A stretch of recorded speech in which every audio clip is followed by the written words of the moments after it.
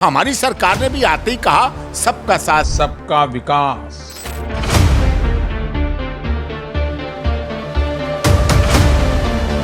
सब कुछ एक है, हाथ है, पैर है, आंखें हैं, शरीर है, फिर जातिवाद कहां से आ गया? लेकिन छात्र तो कोरा कागज होता है, कुम्हार की मिट्टी की तरह होता है। क्या कोई जाति दरिंदा हो सकती है? ब्रजभूषण शरण सिंह जी ने कुश्ती को पूरी दुनिया का नंबर 1 बना दिया। जेल समस्या का समाधान नहीं है। आप सीबीआई जिससे जांच कराना चाहते एनआईए से जांच कराइए। अगर सीमा जासूस स्पाई कुछ भी थोड़ा गलत है तो उसे डबल फांसी दो।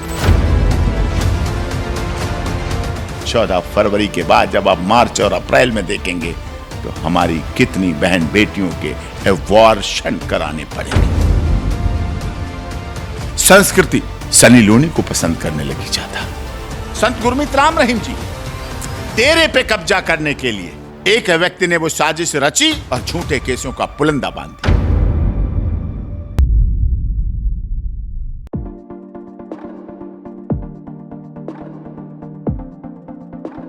नमस्ते, मैं हूं दिग्विजय सिंह।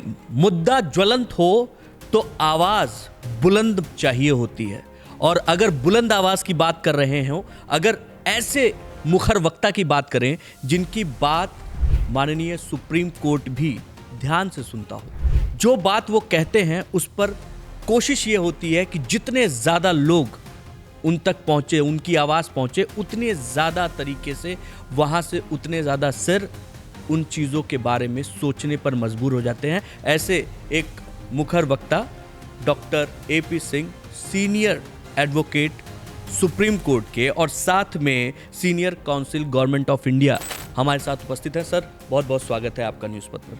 सबसे पहला और सबसे ज्वलंत मुद्दा UGC। हम सबसे पहले यहीं से शुरुआत करना चाहते हैं, आपकी पहली प्रतिक्रिया क्या है? देखिए, UGC यूनिवर्सिटी ग्रांट कमीशन ने जो गैजेट लाए, पहली बात तो लोगों का विरोध है, इस बात को लेके भी है कि ये गैजेट के बजाय बिल आता और वो संसद द्वारा आता, लोकसभा राज्यसभा द्वारा आता, तो शायद उसमें लोगों का प्रतिनिधित्व होता, लोगों की आवाज़ होती, लोगों को एक भरोसा होता।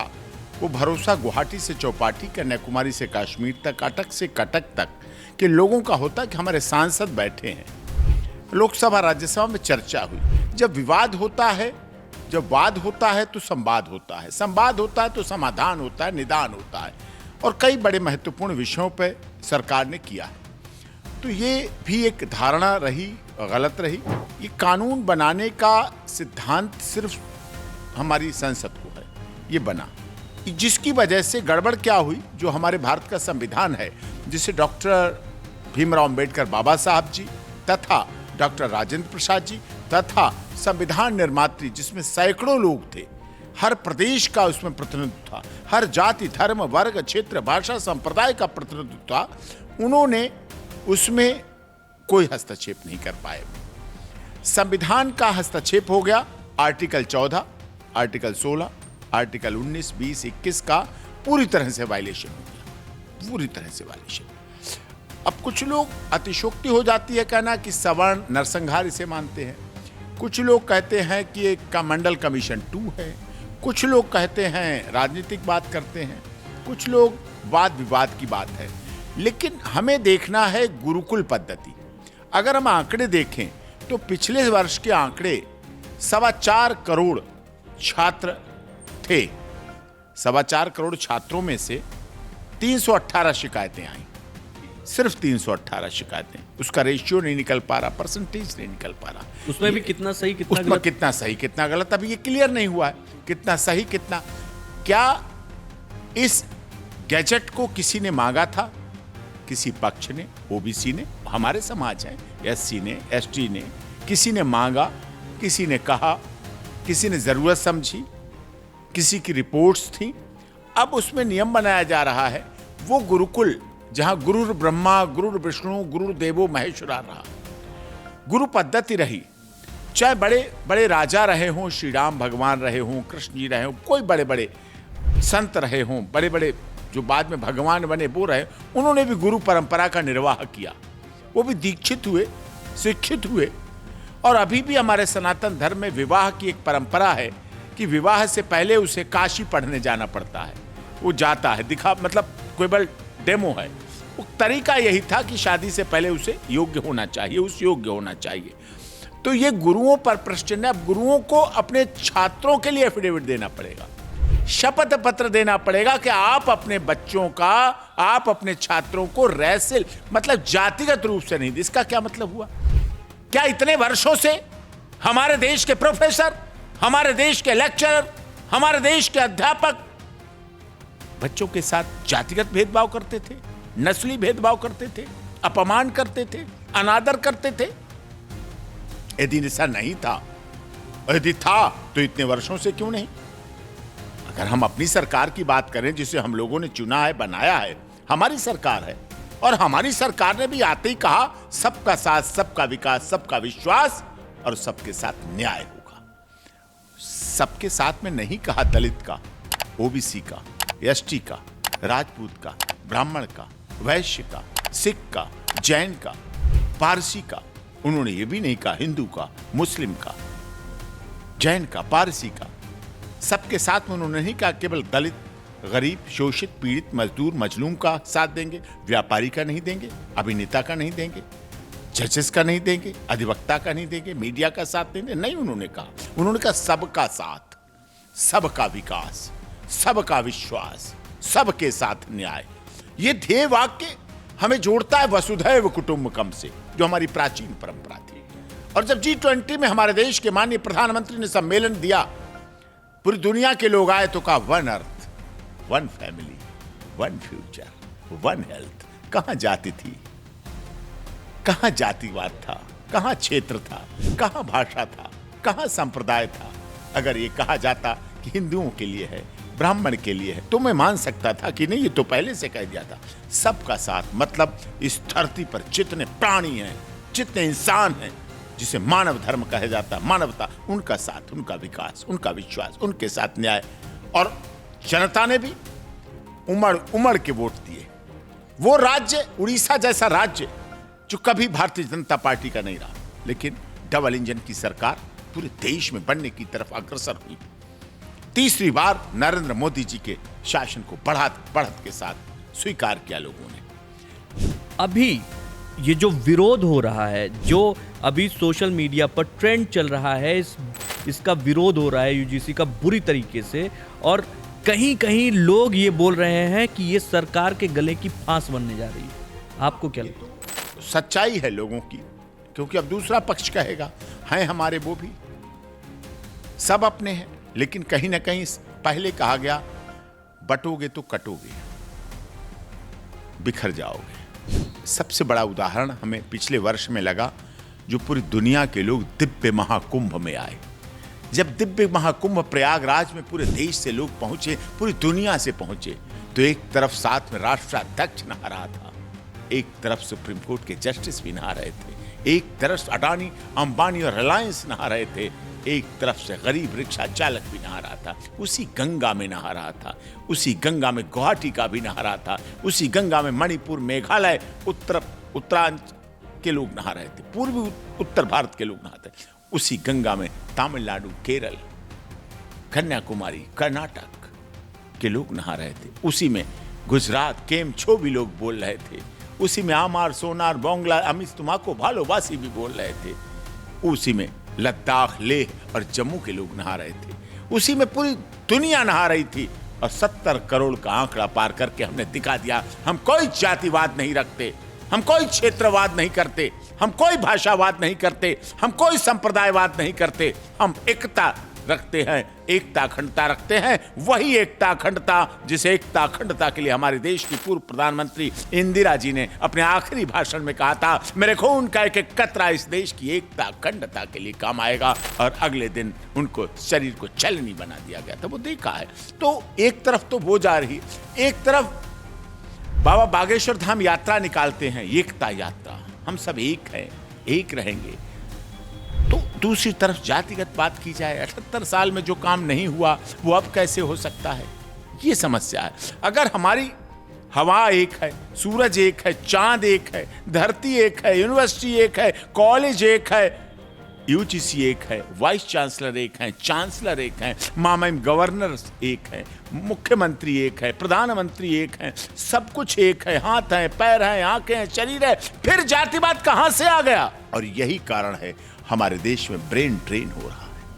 अब कुछ लोगों के तो इस देश में बच्चे पहले से विदेशों से पढ़ते थे, लेकिन इस देश का वो आम किसान, वो आम मध्यम वर्ग का व्यक्ति जिस मां ने अपने बेटे को पढ़ाने के लिए अपने हाथ की चूड़ियां, मंगलसूत्र और जो उसकी दादी ने सोने के कड़े दिए थे वो बेच के पढ़ाने के लिए भेजा है, वो बच्चे को विदेश कहां भेज पाएंगे?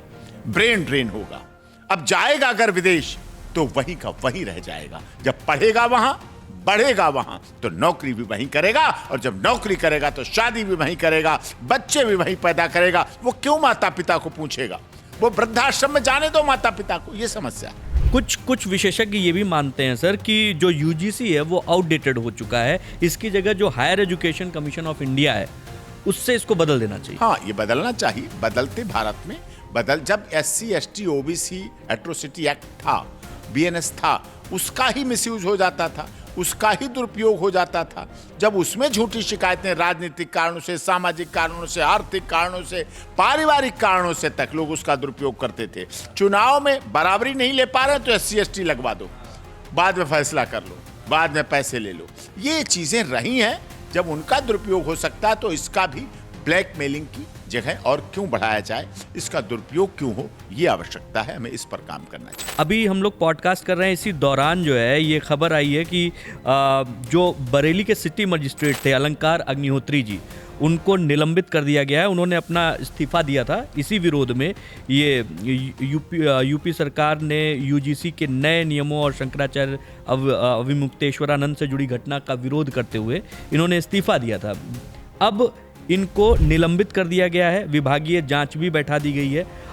इस तरीके से जो लोग खास तौर पे शासन के साथ में थे, सरकार के साथ में थे, उनका पुरजोर विरोध जो इस पे दिख रहा है यूजीसी पे, ये लगातार बढ़ता जा रहा है सर। इसमें कई लोग आपके पास भी आए हैं जिनकी तरफ से आपने याचिका दायर की है, उन लोगों का क्या कहना है? देखिए, हमारी तरफ से भारतीय जनता पार्टी के रहे पूर्व सांसद डॉक्टर कुंवर हरिवंश सिंह जी, जो कि अखिल भारतीय क्षत्रिय महासभा के राष्ट्रीय अध्यक्ष हैं, उनके वरिष्ठ राष्ट्रीय महामंत्री राघवेंद्र सिंह राजू जी,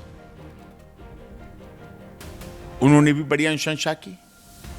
महेंद्र सिंह तंवर जी, जो कि क्षत्रिय महासभा के राष्ट्रीय अध्यक्ष हैं,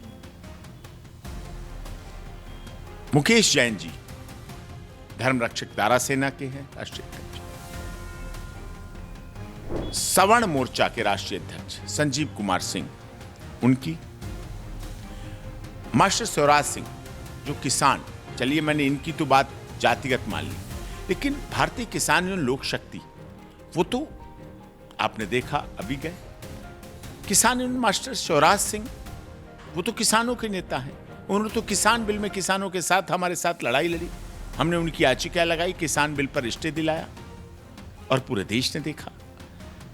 उनको जब परेशानी है तो इसका मतलब इस देश के जब किसान, रीढ़ की हड्डी, रीढ़ की आत्मा को परेशानी होती है। इसीलिए हमारा सरकार से अनुरोध है, सरकार हमारी है, बनाने वाले हम हैं, हमारे प्रधानमंत्री हैं। हमें दुनिया में सोने की चिड़िया जगत गुरु बनना है। हमें संवैधानिक तरीके से, कानूनी तरीके से अपने घर में इस मामले को सुलझाना है और ये बात उन तक पहुंचानी है, जिससे कि जो गलतियां हुई हैं, किन कारणों से हुई। देखिए, नरेंद्र मोदी जी ऐसा तो नहीं करने वाले हैं, मानिए अमित शाह जी का तो ऐसा भाव नहीं है, वही मैं पूछने वाला था राजनाथ कि सिंह जी का तो भाव ऐसा नहीं है। उनके लिए तो सारी आंखें, दोनों आंखें हैं, उनके तो सारा देश है। वो तो अब समाज समहा जंति जनहा अस्मिन समाजा, जहां जन जन में समता की भावना हो, वही तो असली समाज है। उसी समाज का तो निर्माण हमारी सरकार करने के लिए अग्रसर है। अब माननीय शिक्षा मंत्री धर्मेंद्र प्रधान जी को भी किसी ने मिसगाइड करके ऐसा करा लिया हो। क्या पता कोई ऐसा आस्तीन के सांप सरकार में लगा हुआ हो, सरकार की व्यस्तता की वजह से नहीं पता चलता हो, इसलिए ऐसा इस कमेटी में हो गया हो, गैजेट बना दिया गया, ये भी हो।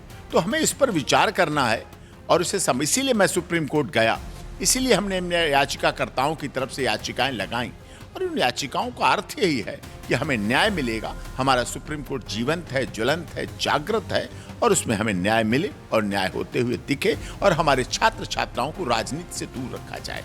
सत्ता आएगी जाएगी, चुनाव होंगे, हारेंगे, जीतेंगे, सरकार बनेगी, बिगड़ेगी, गठबंधन होगा, दल बदल होगा, इधर से उधर सब कुछ होता रहेगा, लेकिन छात्र तो कोरा कागज होता है, कुम्हार की मिट्टी की तरह होता है। उसे तो जिस शक्ल में देना चाहते हो, जिस रूप में देना चाहते हो, उसे आप उसमें बना सकते हो, उसमें आप बदल सकते हो, ये आपके अंदर क्षमता है। तो सरकार हमारी अच्छी है। और अगर कुछ लोग कह रहे हैं कि उत्तर प्रदेश के माननीय मुख्यमंत्री योगी आदित्यनाथ जी तीसरी बार न बन जाएं, इसलिए उत्तर प्रदेश में ऐसी लड़ाई डाल दो, ऐसा कर दो, तो अगर ऐसा है तो भी उचित नहीं है। त्यागी हैं, तपस्वी हैं, मठ से आए हैं। मठ से बड़ा मुख्यमंत्री और प्रधानमंत्री का पद कभी नहीं होता है। मठ भक्ति, आस्था, श्रद्धा का प्रतीक होता है। अरे वो मुख्यमंत्री तो एक प्रदेश के हैं, प्रधानमंत्री तो एक देश के हैं। मठ भक्ति, आस्था, श्रद्धा, शंकराचार्य, वेद, ऋषि, मुनि, गंगा, गाय, गीता, गायत्री दुनिया भर में अलग हैं, अनौखिक हैं, अलौकिक हैं। उनकी मान्यता अलग है। पार्टियां आती हैं जाती हैं, लेकिन वो क्या ये सत्य नहीं है? उस अविरल गंगा में इस देश के प्रधानमंत्री पंडित जवाहरलाल नेहरू का कहें तो चलो वो इलाहाबाद से थे, मोतीलाल नेहरू जी उनके पिता तो चलो इलाहाबाद से थे, लेकिन पीवी नरसिम्हा राव तो साउथ के थे। अटल बिहारी वाजपेयी का जो जन्म मध्य प्रदेश में हुआ, इंद्र कुमार गुजराल तो पंजाब से थे, ज्ञानी जैल सिंह तो पंजाब से थे। इस संवैधानिक पद पर बैठे हुए लोग बता रहा हूं। विश्वनाथ प्रताप सिंह, इंदिरा गांधी, राजीव गांधी जी, सबकी अस्थियां उस गंगा में, उस छोटी सी मटकी में रखकर प्रवाहित कर दी गई और गंगा ने सबको संभाल लिया बिना किसी भेदभाव के, बिना किसी परेशानी के। इसीलिए ये देश गंगा जमनी सभ्यता का है। यहाँ जातिगत भावना, इस तरह की भावनाओं को फैलाना, लाना कानून के द्वारा बिल्कुल गलत है। और इसमें तो अगर शिकायत झूठी पाली भी गई तो भी उसका कोई बात नहीं, झूठी थी तो कोई बात नहीं, कोई नुकसान नहीं, फिर कर देंगे और कर देंगे।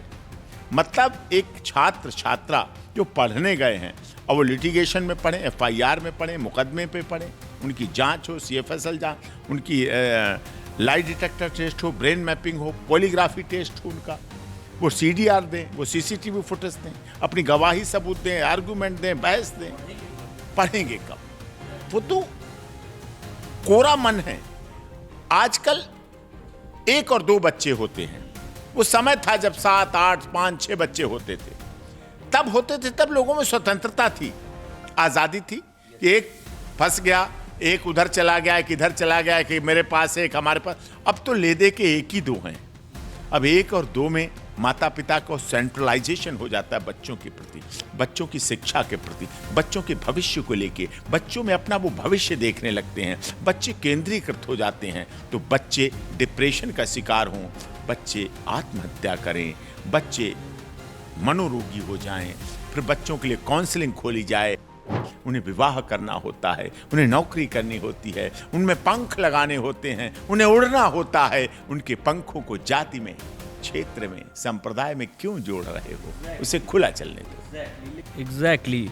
एग्जैक्टली। लेकिन इसमें क्या है सर कि जब भी जो है इस तरीके की चीज़ें होती हैं तो अभी सोशल मीडिया का ज़माना है, इंस्टाग्राम, एक्स, ट्विटर, व्हाट्सएप, सब चीज़ें। तो एक तरीके से जैसे अभी ये UGC आया और उसमें तुरंत उसका मीडिया ट्रायल होने लगा।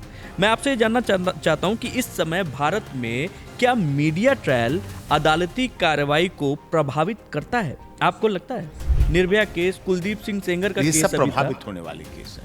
ये सब देखिए, जब डिवीजन बेंच ने आदेश कर दिया था कुलदीप सिंह सेंगर में, डिवीजन बेंच का आदेश था 7 साल 5 महीने जेल में रहने के बाद था। उसके बाद धरना हो, आंदोलन हो, प्रदर्शन हो, इंडिया गेट हो, जंतर मंतर हो, सुप्रीम कोर्ट के बाहर प्रदर्शन हो। अगर इसी तरह प्रदर्शन होंगे तो फिर इलाहाबाद हाई कोर्ट में भी लोग प्रदर्शन करेंगे, चंडीगढ़ हाई कोर्ट में भी करेंगे, इंदौर, जयपुर, जोधपुर हाई कोर्ट में भी प्रदर्शन करेंगे, फिर तो लोग कहेंगे बेल लेने का तरीका प्रदर्शन है और बेल कैंसिल कराने का तरीका भी प्रदर्शन है। दो ही बातें होती, दिस वे या दैट वे। विरोध के लिए इकट्ठे कर लो, 500 बसें ले आओ हाई कोर्ट को, तो क्या न्याय है? ये न्याय नहीं है। न्याय की इस पे एक बातचीत हुई थी हमारी करणी सेना के उपाध्यक्ष यूपी के थे रणविजय सिंह जी से, तो उन्होंने अब यहाँ पे एक उनका ये कहना था कि भाई जिस कोर्ट ने सजा सुनाई थी कुलदीप सिंह सेंगर को, हमने 7 साल तक कहीं कोई जो है वो विरोध नहीं किया, और इनफैक्ट जो विक्टिम है उन्होंने भी कुछ नहीं कहा। लेकिन अब जब उसी कोर्ट ने उनको वहाँ से हटाया, चीज़ें उनसे हटाई गई हैं, बेल दी है, तो उस पर वो विरोध करने के लिए सामने आई। तो हम उस विरोध का विरोध करने आए हैं कि आपने उसी जस्टिस को स्वीकारा था, तो फिर अब 7 साल बाद क्यों? यही बात है। उस समय न्याय था, उस समय सत्य में जयते थी, उस समय सत्य जीता था, तो फिर अब कैसे वह सत्य हो गया? यही मीडिया ट्रायल का प्रभाव है कि मीडिया ट्रायल केस की नेचुरलिटी को खो देता है, केस की नेचुरलिटी समाप्त हो जाती है।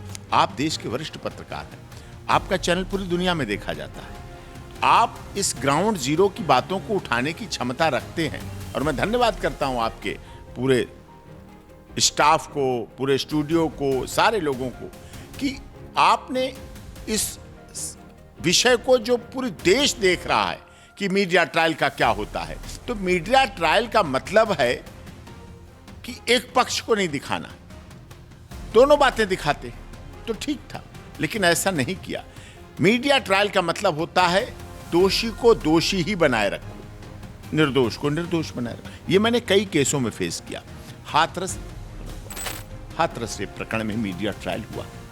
मीडिया ट्रायल से हमने लड़ा, और केवल लड़ा नहीं, 2 साल के अंदर फास्ट ट्रैक कोर्ट, सीबीआई की फास्ट ट्रैक कोर्ट से, जो मैं कह रहा था कि 3 मुलजिम बाइज्जत बरी हुए, 3 मुलजिमों को फंसाया गया, एक जाति को टारगेट किया गया, राजपूत जाति है उसको टारगेट किया गया, जबकि एक लड़की थी, ठीक है होती है, एक लड़का था, वो किसी जाति धर्म का हो, प्यार है प्यार है, प्यार को प्यार ही रहने दो, कोई नाम ना दो, लेकिन लोगों ने नाम दिया।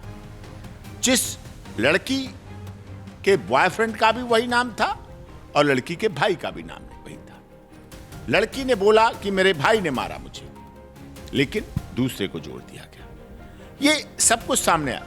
जीप तार से कटी भागते समय खेत में, उसको तो कह दिया गया जीप काट दी गई। भाई ने पकड़ा, वो उठा के छटपटा के गिर गई मेड़ पे, जो खेत की मेड़ होती है, डिसबैलेंस हुई, रीढ़ की हड्डी में चोट लग गई, कहा गया रीढ़ की हड्डी तोड़ दी गई। ये मीडिया ट्रायल होता है। और देश के दुख के साथ कहना पड़ता है, देश के कुछ राजनीतिक दलों ने हाथरस को पर्यटन केंद्र बना लिया था, और उसके द्वारा भी योगी जी के इस्तीफे की मांग की गई थी। कितनी बड़ी दुखद बात थी। राजनीति हुई, जातिगत राजनीति हुई, राजपूत को दरिंदा कहा गया। क्या कोई जाति दरिंदा हो सकती है? व्यक्ति हो सकता है, कोई जाति तो नहीं, अपराधी की कोई जाति तो नहीं होती है, लेकिन किया गया। हाथरस भगदड़ में, जब भगदड़ वाला स्टैंपर्ड मामला नारायण साकार हरि का हुआ, भोले बाबा का हुआ, उसमें भी कुछ लोगों ने जातिगत कारणों से, कुछ लोग ऐसा लगे कि जातिगत कारणों से करके ये व्यक्ति ऐसा कैसे कर सकता है, ये व्यक्ति ऐसा कैसे कर सकता है, लगातार विरोध किया लोगों ने।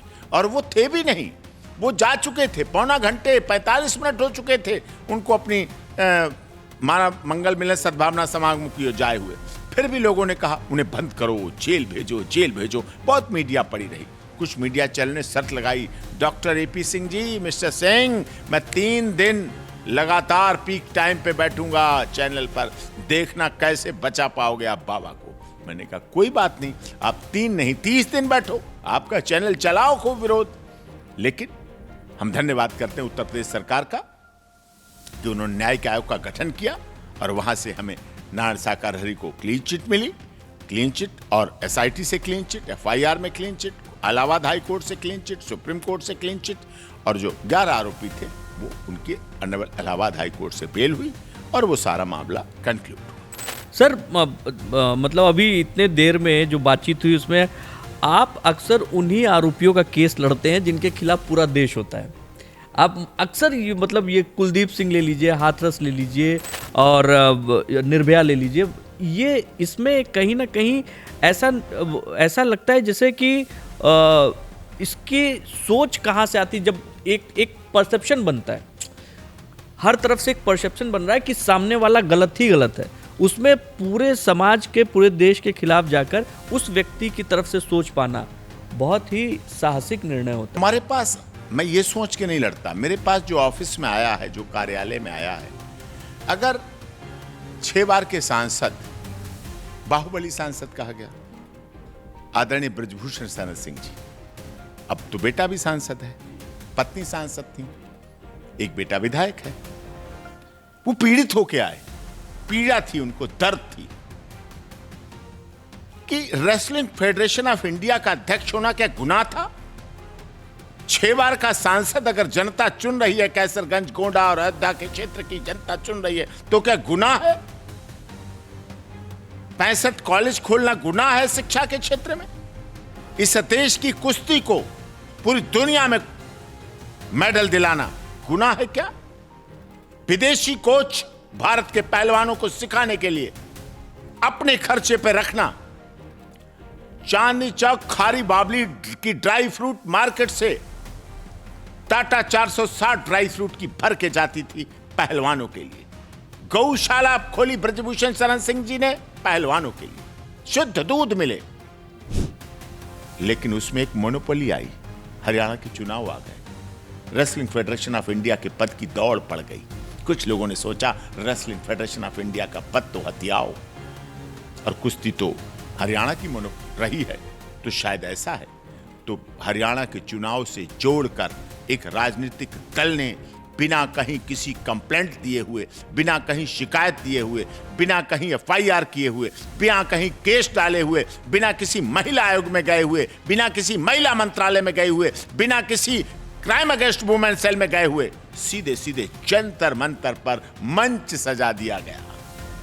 पूरा गद्दा, विस्तार, मंच, माला, माइक, पहुंच गए राहुल गांधी जी, प्रियंका जी, दरिंदा है, आरोपी है, सीधे सीधे सुप्रीम कोर्ट पहुंचे। बाद में कनॉट प्लेस नहीं गए, सुप्रीम कोर्ट ने कहा कनॉट प्लेस एफआईआर कराई, कहीं कंप्लेंट दी नो, कि जाओ कंप्लेंट कराओ जाके, एफआईआर कराओ जाके, और सुप्रीम कोर्ट ने भेजा केवल इसलिए कि हरियाणा का चुनाव प्रभावित करना है, भारतीय जनता पार्टी को बदनाम करना है, और रेसलिंग फेडरेशन ऑफ इंडिया का पद हथियाना है। जबकि ब्रजभूषण शरण सिंह जी ने कुश्ती को पूरी दुनिया का नंबर 1 बना दिया। ब्रजभूषण शरण सिंह जी ने अपनी मेहनत से पहलवानों के लिए बहुत काम किए। कुछ लोग वो हरियाणा के हमसे कहने लगे, जो मीडिया ट्रायल का प्रभाव बता रहा हूं आपको, जिनका किसानों का जो 12 महीने से ज्यादा सर्दी, गर्मी, बरसात सब सड़कों पे लगे थे, किसान बिल आया, पूरे धरना प्रदर्शन चल रहा था, आंदोलन था, मैंने उनका केस लड़ा, स्टे दिलाया।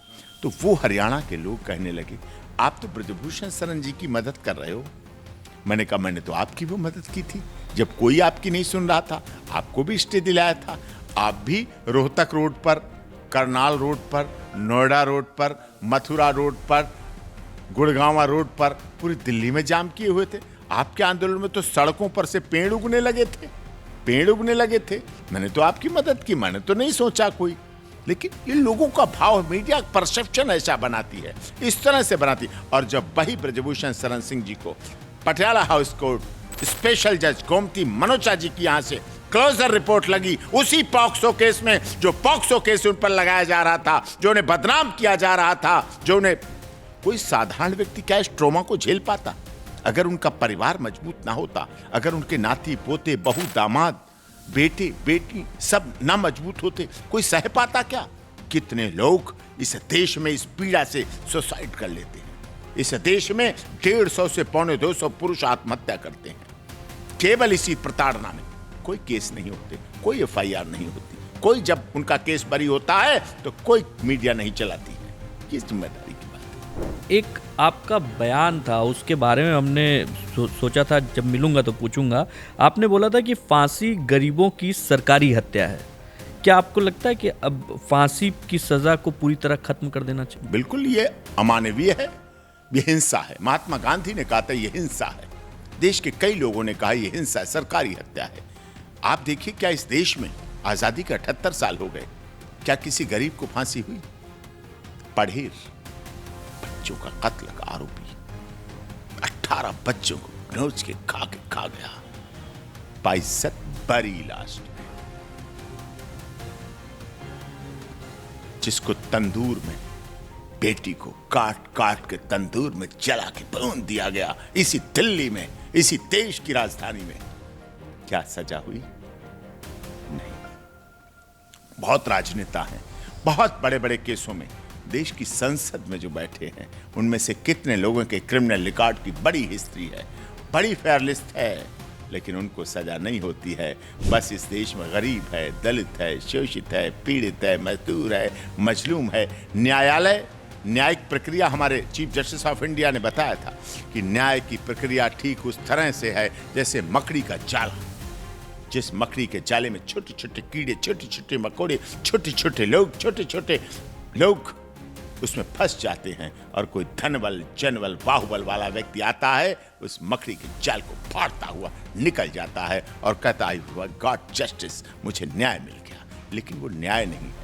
न्याय होना चाहिए इस देश की सबसे मजबूत और सबसे कमजोर कड़ी को भी न्याय मिले।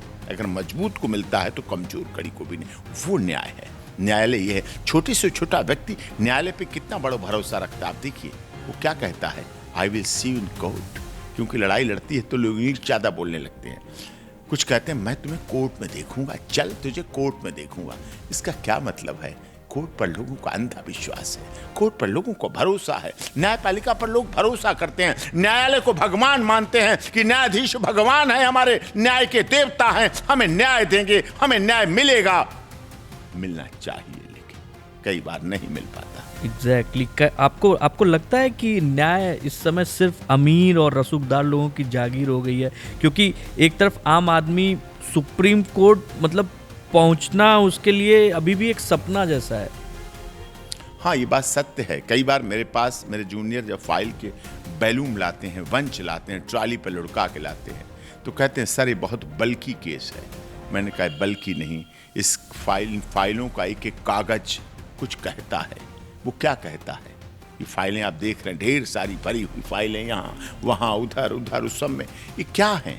इनके एक एक पेज बनने में, एक एक एप्लीकेशन लगने में कितनी माँओं की चूड़ियां बिक गई होंगी, मंगलसूत्र बिक गए होंगे, कितनी बहन बेटियों की शादी लेट कर दी गई होगी, कितनी माँओं ने केस लड़ने के लिए, पैसे जुटाने के लिए साड़ियां नहीं नई पहनी होंगी, नई साड़ियां नहीं ली होंगी, कितने बुजुर्गों ने दवा के पैसे बचा के इस देश के वकीलों को दिए, न्यायालयों को दिए, न्यायपालिका में लगाए, एप्लीकेशनें लगाई, केवल इसलिए कि उन्हें न्याय मिले, न्याय होते हुए दिखे। लेकिन आज भी इस देश में सरकार प्रयास कर रही है, न्यायालय हमारा प्रयास कर रहा है, भारत सरकार प्रयास कर रही है, मोदी जी प्रयास कर रहे हैं, हमारे देश की कोर्ट प्रयास कर रहे हैं, सुप्रीम कोर्ट, हाई कोर्ट प्रयास कर रहे हैं, लेकिन अभी भी वो कहीं अधूरा है। हमारे देश के न्यायाधीश रात के 8-8 बजे तक सुनते हैं दिल्ली हाई कोर्ट में। सोचिए आप, 8 बजे निकल के 10 बजे ऑर्डर लिखवा के 11 बजे लेडीज स्टाफ जब घर पहुंचता है, कितनी परेशानी होती है। व्यवहारिक बात है। एक सवाल इसमें और उठता है सर इसी पे कि न्याय मिलने में जो देरी होती है वो क्या माना जाए कि न्याय से इनकार है? हाँ, जस्टिस डिले, जस्टिस डिनाइल, क्योंकि ये बहुत बड़ा मुद्दा है इस समय। इस देश में एक डायलॉग बहुत पॉपुलर हुआ था, तारीख पर तारीख, तारीख पर तारीख, तारीख पर तारीख। तारीख पर तारीख तो लोग लेते हैं, लेकिन पॉपुलरिटी की इसमें क्या बात थी? कारण यह था कि ये लोगों के दिल की आवाज थी। जब कोर्ट में जाते हैं, किसी दिन हड़ताल है, किसी दिन जज साहब नहीं है, किसी दिन वकील साहब नहीं है, किसी दिन स्ट्राइक हो गई, किसी दिन कंडोलेंस हो गई, किसी दिन पीपी साहब नहीं है, किसी दिन आईओ साहब नहीं है, किसी दिन रीडर नहीं है, किसी दिन लेट हो गए, किसी दिन डेट निकल गई, किसी दिन नंबर नहीं आ पाया, किसी दिन नंबर रीच नहीं किया, किसी दिन आधे दिन काम हुआ, किसी दिन पूरे दिन कोर्ट नहीं बैठी, किसी दिन कुछ और, किसी दिन कुछ और। टाइम बाउंड नहीं है केस का निपटारा टाइम बाउंड जब तक नहीं होगा, लिमिट के साथ नहीं होगा, टाइम बाउंड जब होगा तब लोगों को न्याय मिलेगा। जस्टिस फॉर ऑल, न्याय मिलते हुए दिखना चाहिए, न्याय होना चाहिए, मिलते हुए दिखना भी चाहिए। इसलिए तारीख पर तारीख के बजाय एक केस के साथ लिमिट बांध दो कि इसको 1 साल, इसको 2 साल, इसके 3 साल में डिस्पोजल होना है। ये चीज़ें जो आप बता रहे हैं सर, मतलब मैं जब सुन रहा हूँ तो मुझको ऐसा लग रहा है कि बहुत सारी चीज़ें, बहुत सारे सुधार की आवश्यकता है। अगर आपको मैं सत्ता में डाल दूँ, सत्ता में हो आप, तो ऐसा एक फैसला कौन सा लेना चाहेंगे जिससे खासतौर पे अपराधियों के अंदर डर पैदा हो? देखिए, जेल समस्या का समाधान नहीं है। जेल इतनी लंबी हो जाती है कि कोर्ट को मजबूरी में बेल देनी पड़ती है। डिस्पोजल स्पीडी हो, डिसाइड जल्दी हो, डिसीजन जल्दी हो, इसके लिए केवल हमारी कोर्ट जिम्मेदार नहीं है, सरकार जिम्मेदार नहीं है, वकील जिम्मेदार नहीं, पूरा सिस्टम जिम्मेदार है। क्लाइंट चाहता है एडवोकेट को उतने पैसे दे दिए, बस इतने में सारा काम कर दें, वो आगे देना नहीं चाहता। वकील अपनी पूरी फीस लेके करना चाहता है। न्यायाधीश इन दोनों लोगों के बीच में पिसता है। कभी कोई बहाना लेके उसका एडवोकेट डेट ले लेता है, कभी उसका एडवोकेट डेट ले लेता है। पता भी नहीं चलता उन्हें किस लिए डेट ले ली, लेकिन कारण यह है जब टाइम बाउंड कर देंगे तो टाइम फीस हो जाएगी, सब कुछ लिमिटेड हो जाएगा। मेट्रो समय पे क्यों पहुंचती है? इंडियन रेलवे तो हमारी दुनिया की सबसे बड़ी उपक्रम है, हम दुनिया के सबसे बड़े उपक्रम है। मेट्रो रेल तो अभी आई, अभी अभी राज्यों में पहुंच रही है। वो विदेशों में, मैं विदेशों में गया, वहां ट्रेन अगर 1 मिनट लेट है तो उसका पायलट ड्राइवर उतर के माफी मांगता है, एक्सक्यूज बोलता है, अनाउंस करता है, सॉरी आपको 1 मिनट का विलंब हुआ, इसके लिए मैं बहुत खेद व्यक्त करता हूं। यहां कोई बात नहीं। यहां अगर कोई इंडियन रेलवे का 2 ड्राइवर मिल गए कई दिन बाद और वो तंबाकू मल रहे हैं तो ट्रेनें दोनों रुकी रहेंगी। सिग्नल दे दो, गार्ड सीटी बजाता रहे, गार्ड झंडी दिखाता रहे, जब तक वो पूरे परिवार की बात नहीं करेंगे तब अपनी झंडी देंगे और तब ट्रेन लेके चलेंगे। उन्हें नहीं मतलब सवारियों से, जिम्मेदारी बनानी पड़ेगी। मेट्रो रेल जिम्मेदार है, जवाबदेही है। मेट्रो रेल के पायलट से पूछा जाता है, why you are delay, late क्यों हुए, देर क्यों हुई, ये जवाब होना चाहिए। जवाबदेही तय करना बहुत ज़रूरी है। मुझे लगता है ये चीज़ सभी जितने भी जो है, चाहे वो न्यायपालिका हो, कार्यपालिका हो, सब जगह पे। एक सवाल जो बेसिकली सीमा हैदर से जुड़ा हुआ करना चाहूँगा। अभी भी मामला चर्चा में है।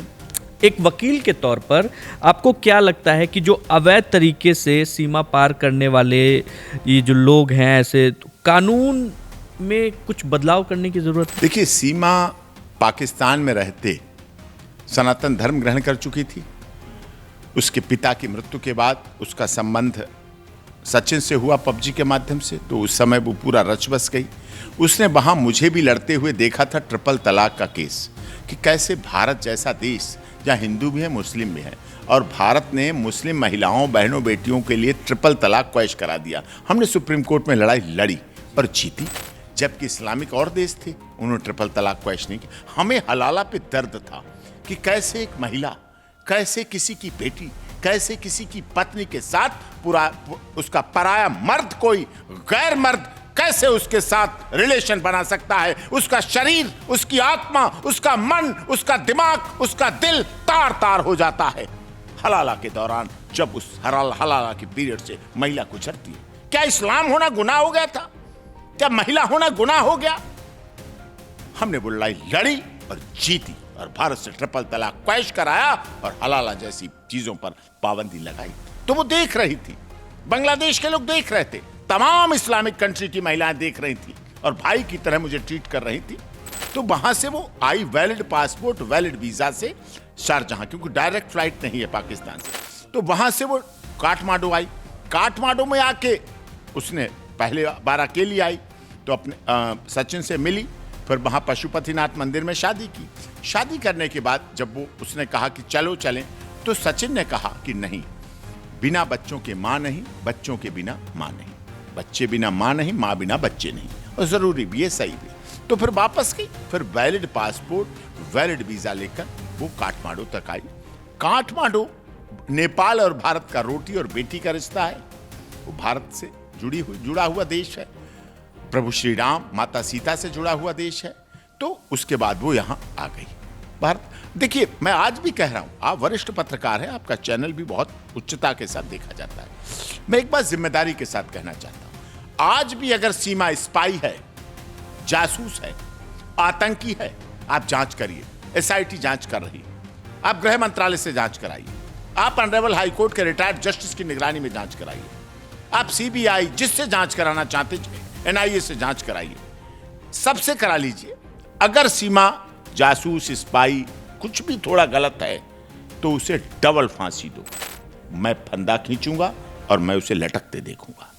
अगर वो प्यार में आई है, अगर लैला मजनू, हीर रांझा, श्री फरियाद प्यार में आई है, तो प्यार को प्यार ही रहने दो, कोई नाम ना दो। अगर वो 7 समंदर पार मैं तेरे पीछे पीछे आ गई, ओ जुल्मी तेरी जान तेरे कदमों के नीचे आ गई, तो उसे अपना बना लो, उसे रहने दो। बुद्धम शरणम गच्छामि, बुद्ध की धरती है, शरण स्थली है, उसे शरण दो।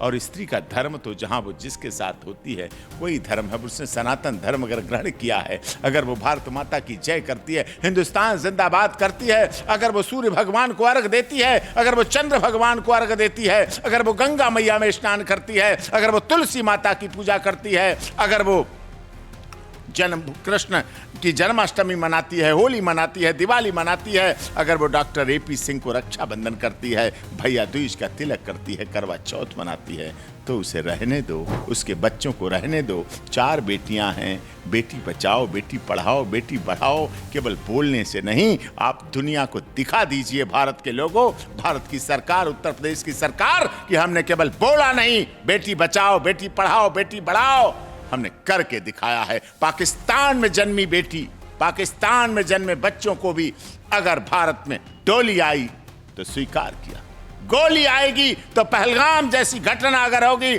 तो पाकिस्तान ऑपरेशन सिंदूर के द्वारा 27 मिनट में निपटा दिया जाएगा आतंकवादियों को। तो वो भी होना चाहिए। लेकिन अगर डोली आई है तो हमें डोली का सम्मान करना है, डोली का आदर करना है, डोली का अनादर नहीं करना चाहिए।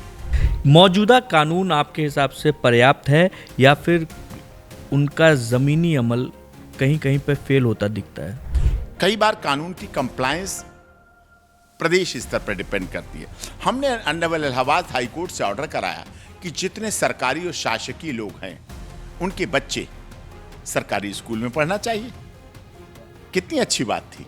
अगर डीएम का बच्चा उसी जिले में पढ़ेगा, अगर एसपी का बच्चा उसी जिले में पढ़ेगा, अगर सीएमओ का बच्चा और डीआईएस का बच्चा उसी अपने प्राइवेट के बजाय सरकारी स्कूल में पढ़ेगा, तो स्कूल चमचम बोलेगा, स्कूल जगमग बोलेगा, स्कूल की सफाई, स्कूल का इंफ्रास्ट्रक्चर सब कुछ जगमग होगा।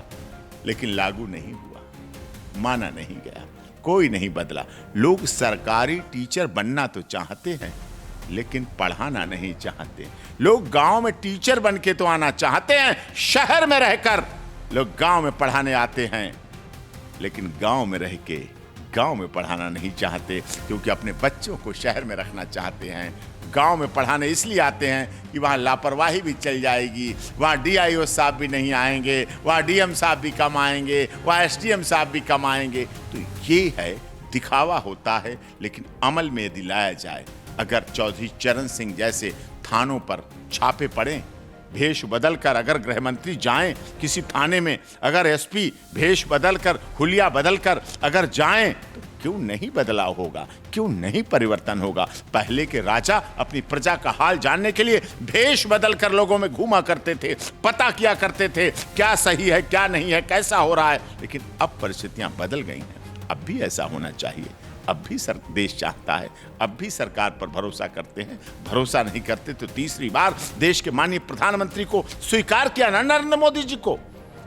अगर नरेंद्र मोदी जी ने कहा मां गंगा ने मुझे बुलाया है, तो उत्तर प्रदेश के लोग और देश के लोगों ने भी कहा यह मेरा गंगा पुत्र है, हम भी इसको बराबर प्रधानमंत्री देखना चाहते हैं। एग्जैक्टली आपने बोला भेष बदल कर, कई बार कुछ ऐसे केसेस भी आते होंगे आपके पास जिसके लिए आप, क्या कभी ऐसा हुआ कोई इन्वेस्टिगेशन आपने जो है गो थ्रू की हो, आपको भेष बदल कर किसी इन्वेस्टिगेशन में लगना पड़ा हो, किसी केस में लगना पड़ा हो? ऐसे बहुत केस हुए। निर्भया का केस तो लेटेस्ट था। उसमें यह कहा गया कि वो पार्क बंद हो जाती है। उस पार्क घटना के दिन जो रात थी, तो एक उसमें से विनय और पवन शर्मा, उस आईआईटी के पास पार्क है, उसमें क्रिसमस का प्रोग्राम हो रहा था। क्रिसमस कोरल होने लगता है 12 दिसंबर, जी, उसके बाद से शुरू हो जाता है। हाँ। तो उसके प्रोग्राम थे, तो वहाँ म्यूजिक चल रहा था, तो वहाँ बैठे थे, सीडीआर वहाँ की। लेकिन वहाँ कहा रिपोर्ट में कि नहीं, पार्क तो बंद हो जाती है इतने बजे। उन्होंने बना दी कहानी एमसीडी और उससे हमने प्रयोग किया। हम पार्क के अंदर गए, उसी टाइम पे गए जिस टाइम में सीडीआर में लिखा था। हम पार्क गए, हमारी गाड़ी गई, हमारे जूनियर एडवोकेट गए, वहां हमने पार्टी की और पार्टी में वहां हमने कॉल की पुलिस को। पुलिस आई, दरवाजे खुले थे, पार्टी चल रही थी, झगड़ा हो गया आपस में, इसीलिए हमने की कुछ झगड़ा हो गया आपस में। बाद में हमने वो रिपोर्ट दी, जज साहब हंसने लगे, योगेश खन्ना समझ गए कि हम गहराई तक चले गए हैं। हमने दिखा दिया कि ये कॉल देखिए, पुलिस देखिए, इतने टर्म की वीडियो देखिए, वीडियोग्राफी देखिए, इसका मतलब पार्क खुलती थी, इसका मतलब प्रोग्राम होता था, इस तरह मतलब वो एक्यूज वहां थे, लेकिन एक्यूज क्यों मान लें, और सब होंगे एक्यूज थे, मीडिया ट्रायल था, निर्भया केस था, इसलिए डॉक्टर एपी सिंह गलत कह रहे हैं। और सब में सही कह रहे हैं, और बहुत सही कह रहे हैं, बहुत अच्छे व्यक्ति हैं, बहुत अच्छे एडवोकेट हैं, बहुत अच्छी मेहनत करते हैं, खुद जाके प्रयोग किया, खुद जाके देखा, खुद जाके कॉल की, खुद जाके डीडी एंट्री है, खुद जाके पीसीआर कॉल की, नंबर है, पुलिस कंट्रोल रूम सब था। तो ये चीजें बताती हैं कई बार। युवा पीढ़ी के लिए डॉक्टर एपी सिंह अपने अनुभव से कौन से ऐसी 2 सलाह देना चाहेंगे जो उनको अपने जीवन में उतार लेना चाहिए? देखिए, मेरी माता पिता ने बचपन में मुझे सिखाया था, कविता थी एक, सामने पहाड़ हो, सिंह की दहाड़ हो, तुम कभी डरो नहीं, तुम कभी चुको नहीं, इस सिलेबस में थी, मुझे याद नहीं हो रही थी। मेरी माता ने मुझे एक दिन याद करा दी, प्यार प्यार में। जब मैं एडवोकेट बना, जब पहला गाउन, पहला बैंड चंद्रा स्वामी जी महाराज तांत्रिक सम्राट ने मुझे पहनाया, मैं घर आया, मैंने माता पिता का आशीर्वाद लिया, तो उन्होंने कहा कि अब तुम एडवोकेट हो गए हो, याद रखना उस कविता को जो मैंने याद दिलाई थी कि सामने पहाड़ हो, सिंह की दहाड़ हो, तुम कभी डरो नहीं, तुम कभी चुको नहीं। बहुत लोग दबाएंगे, और टकराने की कीमत, उस बोलने की कीमत, देश के गरीबों, दलितों, शोषितों, पीड़ितों, मजलूमों की आवाज बनने की कीमत, या राष्ट्रहित की कीमत, राष्ट्रभक्ति की कीमत, या ये बोलने की कीमत कि जवाहरलाल नेहरू जैसे विश्वविद्यालय में ढपली बजा के बोला गया, मोदी तेरी कब्र खुदेगी, अमित शाह तेरी कब्र खुदेगी। ये बात बोलने की कीमत चुकानी पड़ती है, विरोध करने की कीमत चुकानी पड़ती है, सत्य को जगाने की कीमत चुकानी पड़ती है। अगर किसी में कीमत झेलने की क्षमता है, उसको सहने की क्षमता है, उस पीड़ा को सहने की क्षमता है, उसके कंधे इतने मजबूत हैं, उसके लिए मेरी माता जी ने कहा था कि दिल में सदैव ये रखना। उन्होंने पूजा के 12 फूल बताए कि तुम मंदिर, मस्जिद, गुरुद्वारा, गिरजाघर जा पाओ ना जा पाओ, कोई फर्क नहीं पड़ता, लेकिन अगर पूजा के 12 फूल, भूखे को अनाज का दान, प्यासे को जलदान करो, अपमानित को आदर सम्मान, गृहहीन को दरगरदान, रोगी को औषधि का दान, डरे हुए को अभय दान दो। ये पूजा के 12 फूल कि अगर इन पे आप चलते रहे, अगर इन पे तुम चलोगे तो पीछे मुड़ के देखने का अवसर नहीं कभी आएगा। और प्रयास करना चाहिए, माता पिता का सब सम्मान करें, माता पिता का आदर करें। श्रवण कुमार नहीं बन सकते तो उसके कुछ पद चिन्हों पे चलें। कम से कम प्रभु श्री राम ने 14 वर्ष चले गए थे अपने माता पिता के आदेश पर। तो आज के बच्चों को भी ये देखना चाहिए, भाइयों से प्यार करें, बहनों से प्यार करें, परिवार से प्यार करें। कई बार लोग पैसे की अंधी दौड़ में परिवार को छोड़ देते हैं। कई बार लोग ऊंचाई पे पहुंच जाने के बाद जमीन पे देखना छोड़ देते हैं। आसमान छू लो, आप पैर धरती पे रखो, तब आसमान छूने का और धरती पे पैर रखने का आनंद ही और होगा, मजा ही और होगा। एक बार मैं अपने पिताजी ने, मैं पिताजी से मैंने पूछा, आपने बहुत अच्छी बात पूछी, ये कभी कहीं नहीं बोला नहीं मैंने कहा सफलता कैसे मिलती है, सफलता क्या है? तो वो मुझे छत पे ले गए। मेरे फादर पुलिस ऑफिसर थे, छुट्टी थी, तो उन्होंने कहा तुम्हें बताता हूँ। उन्होंने पतंग ली, उन्हें पतंग उड़ाने का भी शौक था, मैं नहीं उड़ा पाता था। उन्होंने पतंग उड़ाने लगे। और मुझे लगा कि पतंग तो इनके हाथ में बंधी है। मैंने कहा इस पतंग को जाने दो, छोड़ दो, कहीं कैसे छूटेगी, तो जुड़ी है, हमारी चरखी चल रही है, चरखी चल रही है, उसका माझा चलता चला जा रहा है। हमने कहा इसे तोड़ दो। उन्होंने रोका कि माझे का पकड़ाया मुझे और उन्होंने ऐसे करके तोड़ दिया। पतंग थोड़ी दूर ऊपर तक गई और ऊंचाई पे गई, लेकिन उसके बाद पतंग बर्बाद हो गई। किस खाई में गिरी, किस पेड़ पे लटकी, कहां फटी, कहां टूटी, क्या हुआ पता नहीं चला। वैसे जुड़ी हुई थी। तो यही हमारे देश के युवाओं को जरूरत है। अगर वो परिवार से जुड़े रहें, समाज से जुड़े रहें, अपने पूर्वजों से जुड़े रहें, अपनी संस्कृति से जुड़े रहें, भारत माता से जुड़े रहें, जुड़े रहेंगे, टिके रहेंगे, उड़ते रहेंगे। और जब टूटेंगे, हटेंगे तो तुरंत तो लगेगा उन्हें आजादी मिल गई, हमें स्वतंत्रता मिल गई, मैं बहुत आजाद हो गया। आज के लड़के लड़कियां कहते थे हमें चाहिए आजादी, हमें चाहिए आजादी। माता पिता बंधन हैं, आउटडेटेड हैं, पुराने हैं, रूढ़िवादी हैं। मेरी माँ अब क्या जाने, मेरा पिता क्या जाने, मैं तो LLB, LLM, PhD, डॉक्टरेट हो गया हूं, क्या जाने मेरी माँ। ये भावना गलत है। माँ अगर 9 महीने पेट में रहती है तो वो पूरे जीवन भर दर्द सहती है उस बात का कि मेरा बेटा है, ये मेरी बेटी। लोग उच्च श्रृंखल हो जाते हैं, छोड़ देते हैं, वृद्धाश्रम खुल रहे हैं। कितनी शर्म की बात है। जो देश प्रभु श्री राम की धरती रहा हो, जो देश श्रवण कुमार की धरती रहा हो, जो देश सीता, सावित्री, गार्गी, अपाला, अनुसुईया, रजिया, सुल्ताना, पद्मावत, हाड़ा रानी, झांसी की रानी लक्ष्मीबाई की धरती रहा हो, उस देश में वृद्धाश्रम खुल रहे हैं। उस देश में रेमंड जैसे बड़े इंडस्ट्रियलिस्ट के उद्योगपति को रोना पड़ा। कितने उद्योगपतियों को पछतावा हो रहा है, कितने उद्योगपतियों ने अपनी सारी प्रॉपर्टी दान में दे दी। ये देश ऐसा रहा है। लेकिन आज देश में वृद्धाश्रम खुलना, आज देश में दुख के साथ कहना पड़ रहा है।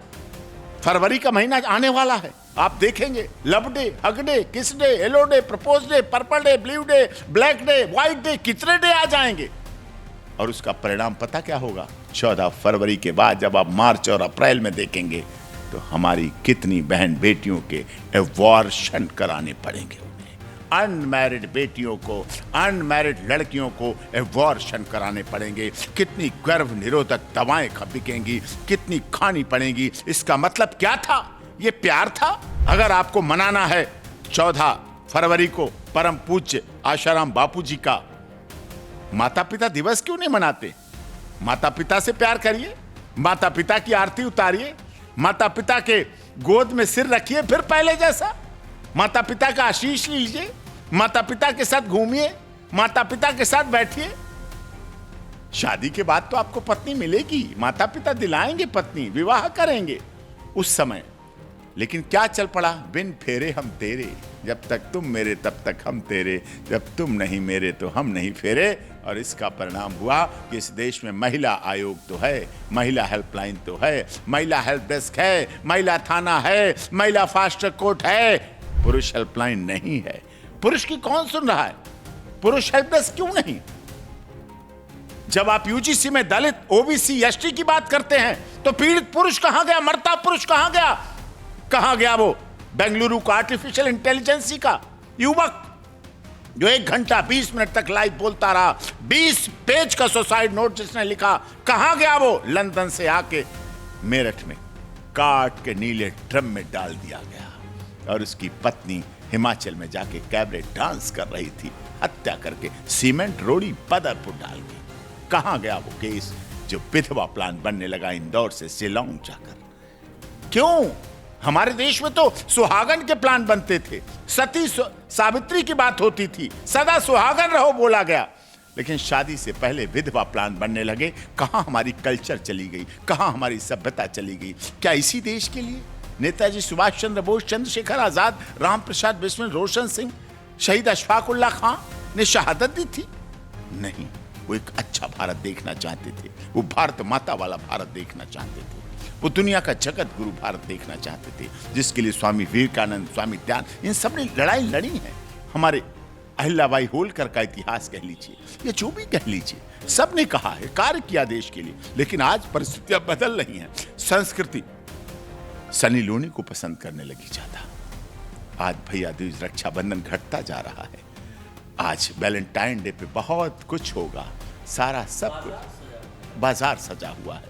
न्यू ईयर्स डे मनाएंगे, कोई मकर संक्रांति नहीं मनाना चाहता, कोई गंगा स्नान नहीं जाना चाहता। ये संख्या बढ़ रही है फिर भी, लेकिन उतना नहीं जितनी देश में होना चाहिए। अगर ये रहेगी तो हमारे देश में वृद्धाश्रम भी नहीं खुलेंगे। और फिर जो रेप जैसा कहा जाता है, क्यों? मैं मानता हूं हर महिला, हर बहन बेटी के साथ हर समय उसका पिता, पुत्र, पति, भाई, चाचा, ताऊ नहीं हो रह सकता। बाहर जाना है, काम करना है।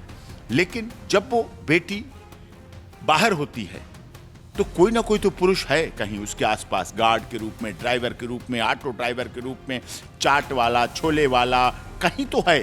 यात्री जा रहा है, पैसेंजर है, वो उसका भाई बन सकता है, वो उसका पिता बन सकता है, वो उसका चाचा बन सकता है। तो निश्चित तौर पर बिना वर्दीधारी पुलिस वाले भी तो हो जाएंगे जो बिना वर्दी के हैं।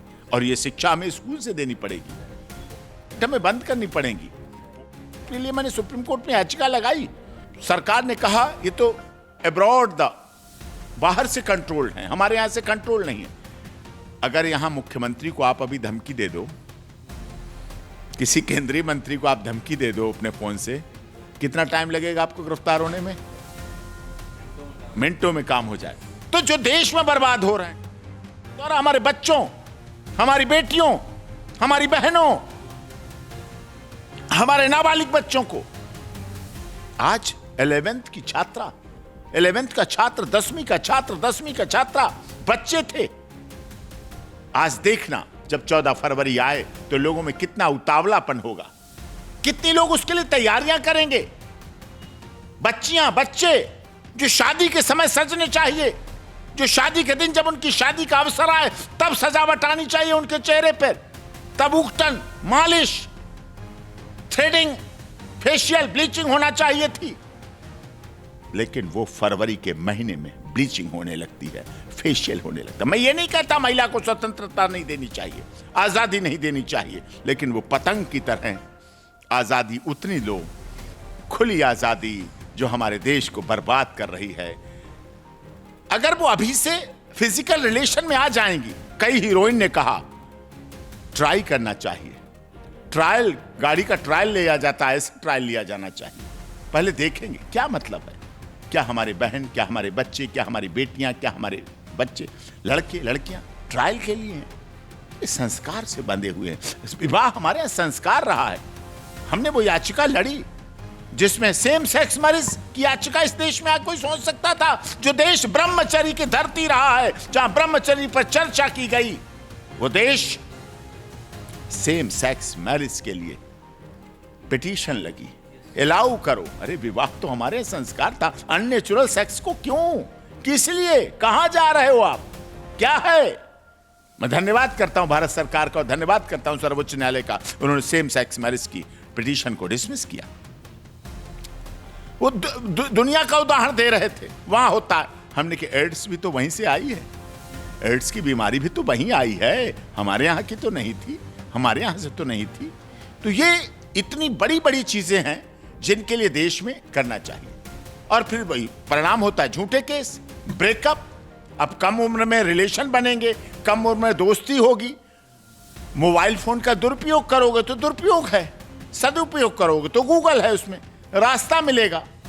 अगर उस पर कुछ और आपको भेजना है, कुछ और ढूंढना है, तो आप कमरे में बंद होके पढ़ने के नाम पर रात भर चैटिंग करो, चैटिंग करते रहो। माँ बाप कितना देखेंगे, माँ बाप कितना सोचेंगे, माँ बाप कितना कंट्रोल करेंगे।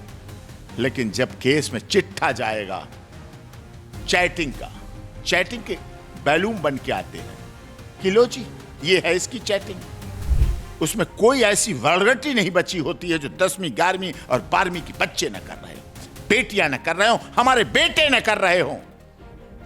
कहां हम जा रहे हैं? कोर्ट देखती है। अब केस पॉक्सो का लग गया, जेल रहो, बर्बाद होंगे। लड़के का पिता माता जेल जा जाके मिलेंगे उससे, और लड़की के माता पिता जब जब बेल लगेगी तो लड़की को लेके आएंगे, कोर्ट खड़े होंगे। चेहरा ढक लेने से आपकी आत्मा तो नहीं ढक जाती है, नाम छुपा लेने से आपका मन तो नहीं छिप जाता है। मैं मानता हूं महिलाओं को, बेटियों को अधिकार है, कानूनी अधिकार दिया गया, आइडेंटिटी छिपाएंगे, नाम डिस्क्लोज नहीं करेंगे। अरे आत्मा तो देख रही है, आत्मा के अंदर भी कोई भगवान है, वो तो देख रहा है, वो तो सुन रहा है। ये लगातार ऐसे इस तरह की घटनाएं हुई। इस देश में ऐसा बदलाव का माहौल बना दिया जाता है केसों के द्वारा। आपने देखा संत रामपाल दास जी बरवाला कांड, मैंने केस वो लड़ा, 950 लोगों पे देशद्रोह का केस लगा दिया गया। 950 लोगों पे देशद्रोह, जो नेपाल के नागरिक थे उन पे भी देशद्रोह का केस लगा, नेपाल के रहने वाले नागरिकों पे देशद्रोह का केस लगा दिया गया। परम पूज्य संत रामपाल दास जी महाराज को उस समय लोगों ने कैसे ट्रीट किया। अब जब वही परम पूज्य संत रामपाल दास जी महाराज ने, अभी जब बाढ़ आई, पानी आया, तो लोगों को पंप दिए, लोगों को पाइप दिए, खेतों से पानी निकाला, उनकी फसलों को लहलवाया, उनको अन्नपूर्णा योजना के द्वारा खाना देने का काम किया, भोजन देने का काम किया, राशन देने का काम किया, वस्त्र देने का काम किया। संत रामपाल दास जी महाराज ने अपने शिष्यों के द्वारा मकान बनवाने का काम किया, दांतों का दर्द, दांतों का इलाज कराने का काम किया, डॉक्टरों को देने की व्यवस्था की। तब लोग कहने लगे परम पूज्य संत रामपाल दास जी तो भगवान हैं। भगवान कहने में कितना टाइम लगा? मैं तो 2014 से कह रहा हूं, जब केस हुआ था, कि ऐसा भगवान ही हो सकता है, कोई साधारण व्यक्ति नहीं हो सकता है जिसने सब कुछ अपने देश, समाज, लोगों के लिए अर्पित कर दिया हो। ब्लड डोनेशन करना, दहेज रहित शादियां करवाना, 5 मिनट में रमैनी के द्वारा शादी कर देना, ना ढोल, ना ड्रामा, ना दहेज, ना कुछ। और वो शादियां पक्की मजबूती के साथ रही, कोई इनमें बिखराव नहीं आया, चरित्रवान के साथ रह रहे। तब लोग नहीं मानते थे भगवान, अब आज कहते हैं। तो हम तो कह ही रहे थे पहले से। अब आज सभी जाति, सभी क्षेत्र, सभी भाषा, सभी संप्रदाय के लोग कह रहे हैं परम पूज्य संत रामपाल दास जी भगवान है। तो पहले से क्यों नहीं माना? मानना चाहिए था, करना चाहिए था। उन्होंने मानव धर्म हमारा जीव हमारी जाति कहा।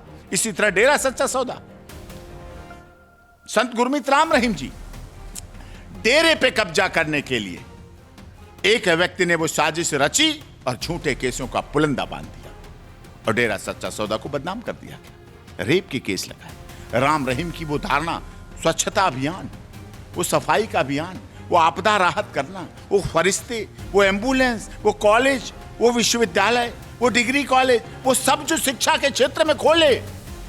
मुझे याद है संत गुरमीत राम रहीम जी दिल्ली आए, उन्हें जीबी रोड के बारे में पता था कि यहाँ महिलाएं, बहनें, बेटियां कहीं कहीं से लाई जाती हैं, खरीद बेच के लाई जाती हैं, इनके जीवन को बदलिए। तो हमने एसीपी से संपर्क किया कमला मार्केट, और हम लोगों ने वहां जाके पूरा जो आना चाहता था उसे लाए और उनका इलाज कराया, उनको शाही बेटी बनाया। परम पूज्य संत गुरमीत राम रहीम जी ने उनको शाही बेटी बनाया और अपने बेटों से, अपने अनुयायियों से, अपने फॉलोअरों से उनका विवाह कराया। पूरी विदाई दी, जैसे बेटियों की विदाई करते हैं, अपना पिता बने और उन बेटियों की विदाई दी। कहां दिखाया जा रहा है? ब्लड डोनेशन पूरी दुनिया में राम रहीम जी का किया हुआ है। पूरी दुनिया ब्लड डोनेशन को स्वीकार करती है, क्योंकि ब्लड कहीं फैक्ट्री में नहीं बन पाया अभी तक, ब्लड कहीं प्रोडक्शन हाउस में नहीं बना, ब्लड खरीदा नहीं जाता है, ब्लड डोनेट किया जाता है, दान किया जाता है, रक्तदान महादान कहा जाता है। सबने देखा, लेकिन कोर्ट ने जो बोला है राम रहीम जी के लिए, या फिर आप आसाराम बापू का नाम ले रहे हैं, उसके बारे में आप उसके बारे में क्या कहेंगे? परम पूज्य संत आशाराम बापू जी क्रिश्चियन ईसाई मिशनरियों का शिकार हुए। उन्होंने धर्म परिवर्तन बड़े पैमाने पर रोकने का काम किया, चाहे उड़ीसा हो, झारखंड हो, छत्तीसगढ़ हो, बिहार हो, मध्य प्रदेश हो, राजस्थान हो।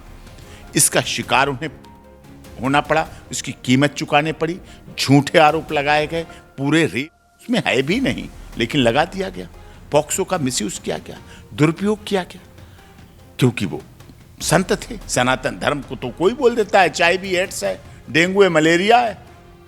सनातन धर्म तो काल्पनिक, राम काल्पनिक थे, राम सेतु काल्पनिक है, कोई कह देता है, कोई राम के लिए कह दो, कोई किसी के लिए कह दो, कोई फर्क नहीं पड़ता। तो इसीलिए सनातन धर्म क्या कहता है? वसुधैव कुटुंबकम। सनातन धर्म कहता है हम अपने इस ऑफिस में अगर हवन करते हैं, पूजा करते हैं, तो जिस दिन हवन होगा तो ये दरवाजे खुलवा देते हैं पंडित जी। क्या कहते हैं? सब दरवाजे खोल दो। और क्या नारा लगाते हैं यहां से? धर्म की जीत हो, अधर्म का नाश हो। प्राणियों में सद्भावना हो, सत्य की जीत हो और औषधीय गुण सब जगह जाने चाहिए। वहां नहीं बोलते हिंदू मुस्लिम की जीत हो, डॉक्टर एपी सिंह के परिवार की जीत हो, डॉक्टर एपी सिंह के मेरे जिजमान की जीत हो, उनके परिवार वाले खुश रहें, नहीं कहते। धर्म की जीत हो, अधर्म का नाश हो, प्राणियों में सद्भावना हो, सत्य की जीत हो, ये भाव रहता है, ये भावना रहता है। तो ये कहाँ है? लोग झूठे केसों में प्रयोग करने के लिए गायत्री मिशन संस्थान परिवार का उदाहरण है। वो केस में लड़ा, जीता। सनातन को बदनाम करने के लिए झूठे केस लगाते हैं। चिन्मयानंद स्वामी महाराज गृह मंत्री रहे, शाहजहांपुर से थे, 3 बार सांसद, अटल बिहारी वाजपेयी जी की सरकार में केंद्रीय गृह मंत्री रहे। एक गैंग तेज हुआ, गैंग तेज किया गया पैसे एक्सटोरेशन के लिए, और साथ में शाहजहांपुर की धरती पर उनके मुमुक्षु आश्रम में, मुमुक्षु विद्यालय में, मुमुक्षु कॉलेज में योगी जी क्यों जाते हैं? इसके लिए लोगों में शाहजहांपुर में संरचना तैयार की गई, और ऐसी तैयार की गई कि उनको मालिश प्रकरण में मुलजिम बना दिया गया। मैंने वो लड़ाई लड़ी नहीं, जीती। और उसी जेल में जिसमें स्वामी चिन्मयानंद जी महाराज थे, उसी जेल में शिकायतकर्ता जो पीड़िता बताई गई थी, वही जिसने एक्सटोरेशन किया, वो सुप्रीम कोर्ट तक मामला आया। सुप्रीम कोर्ट में ट्रांसफर कराने के लिए लगाया गया, शाहजहांपुर से दिल्ली मंगा लो। तो मैंने कहा तो सारे केस मंगाओ, यही क्यों केस सारे मंगाओ दिल्ली, सब लड़े दिल्ली में आके। शाहजहांपुर छोड़ो, बरेली छोड़ो, बदायूं छोड़ो, पीलीभीत छोड़ो, उत्तर प्रदेश छोड़ो, मध्य प्रदेश छोड़ो, राजस्थान, सब यहीं लड़ाओ। पर तो वहां की न्याय व्यवस्था आई नहीं। तो वहीं रहा केस और वो लड़ा, और उसी जेल में वो शिकायतकर्ता भी रही, उधर जो जिसने झूठा केस किया था। तो कई बार ऐसे केवल ब्रजभूषण सिंह का भी नहीं, पहले भी झूठे केस हुए हैं, पहले भी झूठा बनाया गया है। मनगढ़ंत साजिश, मनगढ़ंत षड्यंत्र होते हैं और चलते हैं। वो लोड डालते हैं, मीडिया ट्रायल उनको प्रभावित करता है, मीडिया ट्रायल उनको प्रभावित करता है। और इसका प्रभाव क्या होता है कि हमारे चीफ जस्टिस ऑफ इंडिया को, हमारे देश के प्रधानमंत्री नरेंद्र मोदी जी के सामने एक बार आपने देखा रोना पड़ा, रो पड़े थे, एक बार रोए थे। क्यों? क्योंकि केस अधिक हैं। केस अधिक के पीछे क्या कारण है? सबसे अधिक तो सरकार के केस होते हैं। अगर मैं लड़ा केस वो बता रहा हूं, अनुदेशकों का केस लड़ा उत्तर प्रदेश के, अनुदेशकों का केस मैंने लड़ा इलाहाबाद हाई कोर्ट से, डबल बेंच थी, उन्होंने उनके पक्ष में फैसला किया, अनुदेशकों की मांग पूरी हो गई। लेकिन सरकार, उत्तर प्रदेश सरकार आ गई सुप्रीम कोर्ट। अब सुप्रीम कोर्ट में चलेगा, कितना लंबा चलेगा? क्या होगा शिक्षकों का, क्या होगा अनुदेशकों का, क्या होगा इतने कम पैसों के, कैसे इतने पैसों में पूर्ति हो पाएगी, कैसे इस तरह से चल पाएगा? तो ये जो भाव हैं ये बहुत विकट हैं और इनके लिए सरकार को काम करना चाहिए। हरियाणा में जब सरकार बनी, बदली गई खट्टर जी की, तो उससे पहले पीटीआई टीचर्स को निकाल दिया गया। पीटीआई टीचर्स जिन्होंने अवार्ड दिलाए वो केस मैंने लड़ा, और मैंने यही कहा ये वो पीटीआई टीचर्स हैं जिन्होंने इस देश के खिलाड़ियों को मेडल दिलाए, गोल्ड मेडल दिलाए। इनकी मेहनत थी, हरियाणा में पीटीआई टीचर्स की मेहनत थी कि गोल्ड मेडल मिले उनको। उनको कैसे हटा सकते हो? फिर वो रखे गए। हमने केस लड़ा भी, जीता भी। ये है, सच्चाई है। सर, जो ऊर्जा है ना आपकी, और जो बातचीत हम लोग एकदम बेबाकी से कर रहे हैं, उस पर डॉक्टर उदय भानु हंस की 4 लाइनें हैं कि सिर्फ पानी और पसीने में बड़ा अंतर है, एक पत्थर और नगीने में बड़ा अंतर है, अरे मुर्दा घड़ियों की तरह वक्त बिताने वालों, सांस लेने और जीने में बड़ा अंतर है। सर, वाकई जो चीज़ें, जो ज्ञान और जो बातें आपने बेबाकी के साथ हमारे साथ शेयर की, उसके लिए आपका तहे दिल से बहुत बहुत शुक्रिया। और उम्मीद करते हैं हम लोग एक बार फिर मिलेंगे अपने पॉडकास्ट के अगले एपिसोड में आपके सवालों के साथ। हम आपसे उम्मीद करते हैं आपके अंदर अगर सवाल हैं तो आप हमें कमेंट बॉक्स में लिख कर दे सकते हैं, सीधे वो सवाल डॉक्टर एपी सिंह सर के पास पहुंचेंगे। बहुत बहुत शुक्रिया सर। बहुत बहुत धन्यवाद। बहुत बहुत धन्यवाद।